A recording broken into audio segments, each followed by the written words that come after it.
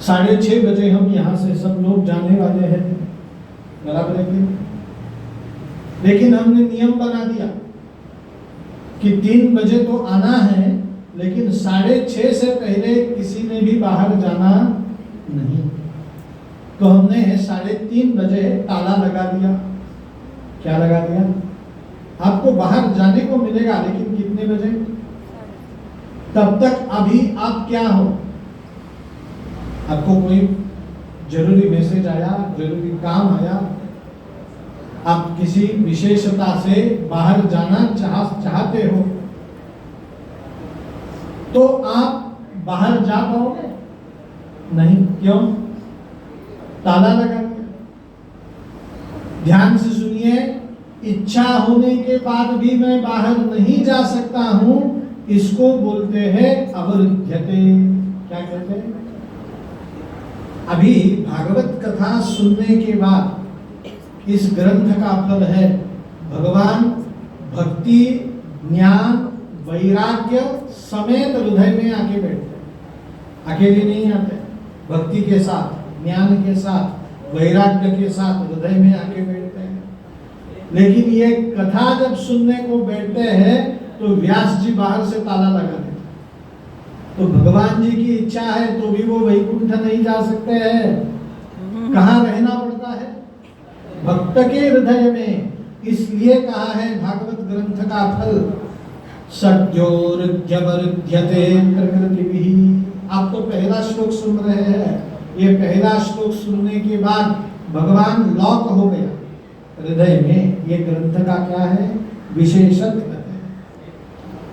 तीसरे श्लोक में व्यास जी कहते हैं निगम कल्पतरुर गलितम फलम शुकमुखादमृत द्रव संयुतम पिबत भागवतम रसमालयम मुहुरहो रसिका भुवि भावुका। निगम कल्पतरुर गलितम फलम, ये भागवत क्या है? बोले फल है। फल कहाँ आता है? पेड़ के ऊपर। तो भागवत नाम का फल किस पेड़ पे आता है? बोले निगम कल्पतरोर गलितम फलम, वेद का वृक्ष है। वृक्ष का नाम क्या है? वेद। और उस वेद रूपी वृक्ष को आया हुआ फल क्या है? ये भागवत ग्रंथ। निगम कल्पतरोर गलितम फलम। लेकिन पेड़ के ऊपर फल आया तो वो फल अच्छा ही होगा, इसकी कोई गारंटी है? व्यास जी कहते हैं ये मेरा फल है, इसकी गारंटी लेता हूँ। ये फल कैसा है? बहुत ही मीठा है, मधुर है। बोले आप कैसी गारंटी ले रहे हो? फल के अंदर आपने देखा है? फल तो आप बाहर से देख रहे हैं। तो व्यास जी कहते हैं फल के बारे में बोल रहा हूँ, तो फल की विशेषता होती है शुकमुखादमृत द्रव संयुतम। जिस फल को तोता स्पर्श करता है वो फल कैसे होता है? मीठा। दूसरी बात, फल मीठा होता है तो ही तोता उसको मुंह लगाता है। तो व्यास जी कहते हैं तोते को शुक, मेरा लड़का शुक इतना रसग्राही है तोते जैसा, उसने इस ग्रंथ को स्पर्श किया है, इसका मतलब ये फल मीठा ही है। शुकमुखादमृत द्रव संयुतम। आगे व्यास जी ने क्रियापद लिखा पिबत भागवतम। ये भागवत ग्रंथ रूपी फल आप पियो। देखो फल हमेशा खाया जाए। फल खाने की चीज है या पीने की है? व्यास जी कहते हैं ये खाने वाला फल नहीं है, ये पीने वाला फल। बोले ये पीने वाला फल कैसा हो सकता है? कैसा संभव है?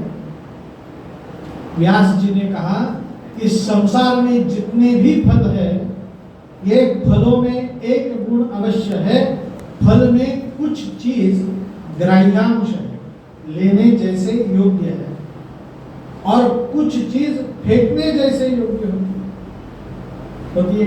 आप कितना भी महंगा आम लो, आज भी, आज की तारीख में भी बाजार में आम मिलता है 1000 रुपया डजन मिलता है। इधर उधर हम जाते नहीं है। इसका मतलब है 100 रुपये को एक आम है, आपने खरीद के लाया, आपने बहुत महंगा आम खरीदा है तो भी उसका छिलका फेंकना पड़ेगा। आम का रस मिलेगा, बाद में गुठली आएगी, वो भी फेंकनी पड़ेगी। क्या आप ऐसा कहते हैं ये आम का गुठली फेंको मत? बोले क्यों? ये 1000 रुपए की गुठली है, वो 1000 रुपए की है या 20 रुपए की है, इससे मतलब नहीं है। आप कितना भी महंगा आम लाओ, उसका गुठली तो आपको फेंकने को ही चाहिए। क्यों ऐसा? ये त्याज्यांश है, ये ग्राह्य चीज नहीं है, ये फेंकने योग्य है। हर एक फल में है कि आप केला ले लो, केले में ग्राह्यांश है, जरूर है, लेकिन पहले उसकी त्वचा फेंकनी पड़ती है। आप बोले ऐसे नहीं, सेब है वो त्वचा सहित हम खा सकते हैं। सेब की भी विशेषता है, उसमें 4 कम से कम 4 बीज तो मिलेंगे कि नहीं, और वो भी फेंकना पड़ेगा। ऐसा फल बताओ आप मुझे कि जिसमें फेंकने योग्य चीज नहीं है, जरूर है। एक है ग्राह्यांश, एक है त्याज्यांश। व्यास जी कहते हैं मेरा ये फल बिल्कुल भी त्याज्यांश नहीं है, इसमें फेंकने जैसी कोई भी चीज नहीं है। जो भी कोई है सब वो ग्राह्य है, घेने योग्य है, पाने योग्य है, उसका स्वाद लेने योग्य है। तो ये बहुत ही श्रेष्ठतम फल है। और इस फल की दूसरी विशेषता है अमृत द्रव संयुतम। इसमें गर नहीं है, इसमें सिर्फ रस है, और उस रस का नाम है अमृत द्रवम। इस ग्रंथ में रस कौन सा है? अमृत रस है। तो ये अमृत रस प्रदान करने वाला भागवत ग्रंथ है। व्यास जी ने ये श्लोक का निर्माण क्यों किया मालूम? ये श्लोक का अर्थ मैंने बताया, ध्यान से सुनिए कि जो ग्रंथ वेद प्रमाण नहीं रखता है वो पढ़ना नहीं चाहिए, सुनना भी नहीं चाहिए, अनुकरण तो बिल्कुल भी करना नहीं चाहिए।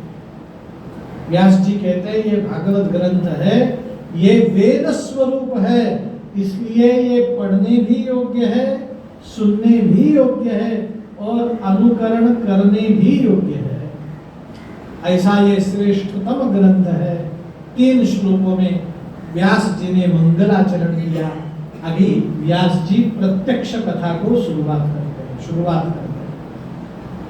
हैं। नैमिषे